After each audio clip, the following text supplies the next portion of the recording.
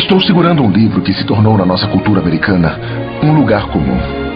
É uma Bíblia. 66 livros completos. Impressos em inglês nos Estados Unidos da América em 2001 pela Crossway Bíblias e editora Good News. A versão padrão em inglês.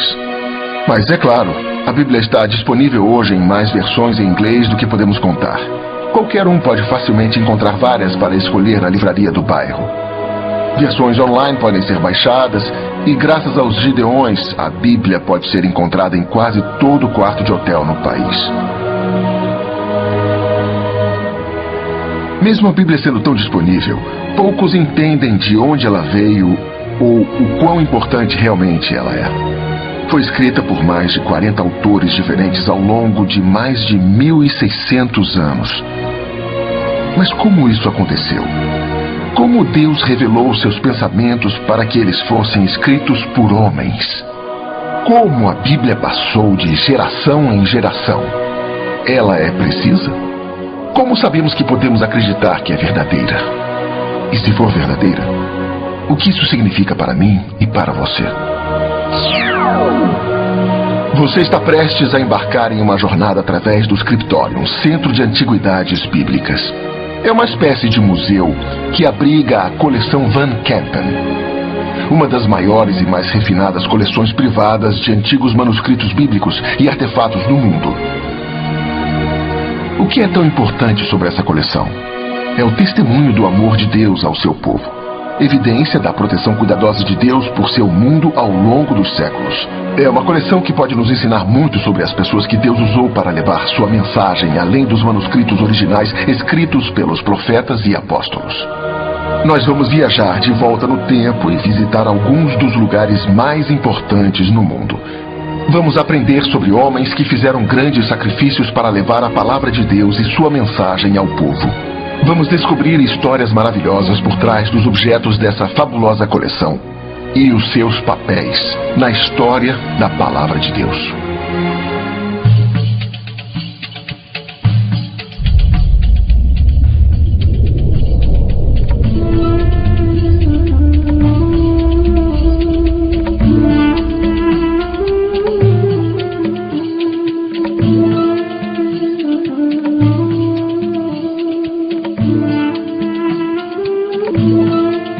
Nossa jornada começa na antiga Babilônia, Ur dos Caldeus, uma terra de reis e reinos, a terra dos profetas Abraão e Daniel. Os artefatos nesta sala são datados de 2.300 anos antes de Cristo, tendo assim mais de 4.000 anos. Foi aqui, na antiga Babilônia, que a comunicação escrita teve início.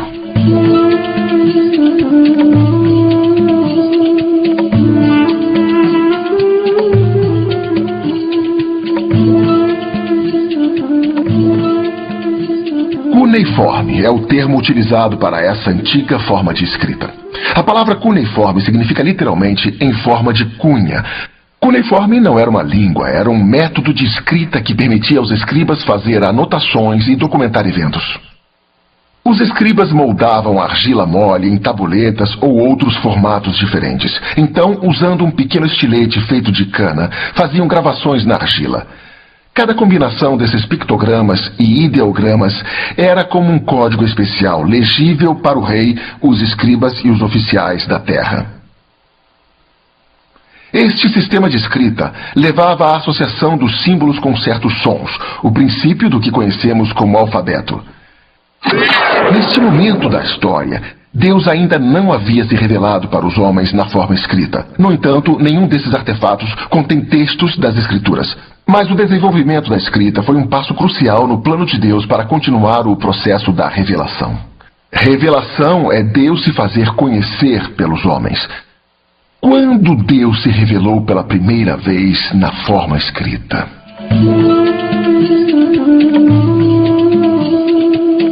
A revelação é um ato especial de Deus, por onde Ele revela ao homem certas verdades que o homem não poderia saber de outra forma. O homem, com sua mente finita, não poderia jamais conter o conhecimento absoluto, a verdade absoluta. Só uma mente infinita, a mente de Deus, pode conter essa verdade. Então, o único aspecto da verdade absoluta que somos capazes de saber é o que Deus decide revelar a nós. Revelação é simplesmente Deus se fazendo conhecer pelo homem. E isso é muito importante, porque se Deus não tivesse tomado a iniciativa de se revelar, o homem por si só jamais teria conhecido Deus. Mas Deus, quando se revelou para o homem, mostrou que ele era um Deus de graças. A revelação é um ato da graça de Deus em se comunicar e se fazer conhecer pelo homem pecador. É também um desejo da parte de Deus de buscar companheirismo no homem, que é uma coisa maravilhosa, porque o homem foi criado à imagem de Deus. E a terceira coisa é realmente um processo de comunicação, porque Deus transmite informações que o homem precisa sempre saber. O primeiro registro que temos na Bíblia da comunicação de Deus com o homem está em Gênesis 1:28, onde Deus diz a Adão e Eva para manterem o jardim e encherem a terra, e assim por diante. Essa é a primeira comunicação verbal registrada. Mas pode-se dizer facilmente que Deus se revelou mesmo antes disso, quando ele literalmente deu a vida a Adão e ele se tornou uma alma viva, quando Adão se tornou consciente de seu ambiente e da presença de Deus. Deus já havia comunicado a Adão que ele é o Deus da criação, o Deus da vida, o Deus do poder, o Deus da onipotência. Então, muito já foi comunicado através do ato da criação em si e da doação da vida de Adão. Através da história, Deus se revelou ao homem de diferentes maneiras, o que os estudiosos chamam de revelação geral e revelação especial. Deus disse, haja luz. E no princípio Deus criou os céus e a terra. E não importa para onde se olhe no universo da criação, há a marca de Deus. Como em obras de arte que podem ser reconhecidas por seus artistas, você pode dizer, bom, esse é o trabalho de... E podemos dizer isso sobre a criação. Reconhecemos Deus nas coisas que Ele criou. Mas isso é muito geral. E não há nada específico ou pessoal nisso. Quando Deus criou o homem, Ele começou a conversar com ele e se fez reconhecer de uma maneira pessoal. Essa é então a chamada revelação especial, porque vai além da ideia geral de conhecer Deus. E essa revelação especial tomou duas formas. A primeira sendo a comunicação de Deus, que eventualmente se tornou escrita. Então, a Bíblia, que é a comunicação escrita de Deus, é a autorrevelação de Deus, e isso é a revelação especial. É verdade que quando Deus começou a se comunicar com o homem, ele geralmente fazia de forma individual, mas quando chegamos ao livro de Josué, nós vemos uma mudança na maneira em que Deus opera. Depois da morte de Moisés, e Josué era agora o líder dos filhos de Israel, Deus disse que ele deveria consultar a lei de Deus, os livros de Moisés. Então Deus indicou que ele agora iria guiar o seu povo, principalmente através de um livro e não apenas falando com eles. Nós temos esse livro nas Escrituras de hoje. Temos a direção de Deus, os mandamentos de Deus e Deus nos guiando através de um livro. Mas havia uma outra questão sobre isso, que o próprio Deus veio e nos visitou. Ora, isso não aconteceu até que Jesus veio ao nosso mundo, mas foi antecipado pelas profecias, pelas promessas de Deus. E isso aconteceu bem ali na Babilônia, onde com Eva, quando Deus falou com ela no Jardim do Éden, que estudiosos dizem que foi essencialmente na Baixa Mesopotâmia, na região do Golfo Pérsico, e Deus disse a Eva, sua semente ferirá a cabeça da serpente. E isso é chamado de proto-evangelho, que é a primeira fala do evangelho. Então houve uma antecipação desde o início que Deus teria uma presença física no mundo. Ele viria nos visitar. E então nós conheceríamos Deus, não de uma maneira distante, não só de uma maneira verbal, mas o conheceríamos de perto, pessoalmente. O Deus da Bíblia é um Deus de muitos atributos imutáveis. Ao contrário dos deuses da mitologia pagã, ele é um Deus pessoal. E esta revelação de quem é Deus e a salvação que ele provê, que torna a mensagem da Bíblia tão importante para todos ouvirem. Uma das principais palavras do Antigo Testamento é a palavra hebraica hesed, que significa amor bondoso ou complacente. E este é outro aspecto singular do Deus dos céus. Ele é um Deus disposto a se sacrificar por nós, em nosso dilema de pecado e também de desobediência a Deus.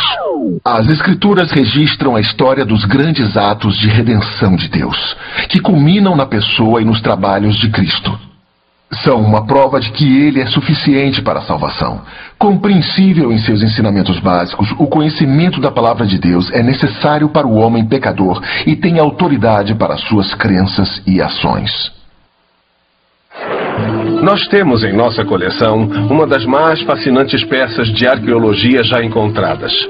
É chamada de artefato feito de argila e originalmente tinha aproximadamente 35 a 40 centímetros de altura e era chamado de prisma. Era feito da roda do oleiro, então era oco e depois de terminado era cortado em 6 lados para formar um hexágono. Então o escriba escrevia nele e depois de terminado era colocada uma superfície abobadada sobre ele. Esta peça em particular é chamada de prisma de Senaqueribe, porque foi feita pelo rei Senaqueribe, o rei da Síria, após a sua campanha contra a nação de Judá. Tudo isso aconteceu por volta de 701 a.C. E nesta parte em especial do prisma encontramos as palavras que dizem que Senaqueribe conquistou as cidades muradas de Judá, o que é realmente verdade. Ele cercou Jerusalém, o que também é verdade. Pagavam impostos a ele, também é verdade. E ele até diz que aprisionou o rei Ezequias como alguém que aprisiona um pássaro na gaiola. No entanto, ele não nos conta o resto da história. Precisamos buscar nas Escrituras para saber. Lá no livro de 2 Reis, 2 Crônicas e até no livro de Isaías, nós descobrimos que o anjo do Senhor entrou no acampamento dos assírios e matou 185 mil deles. Então, qual é o valor disso?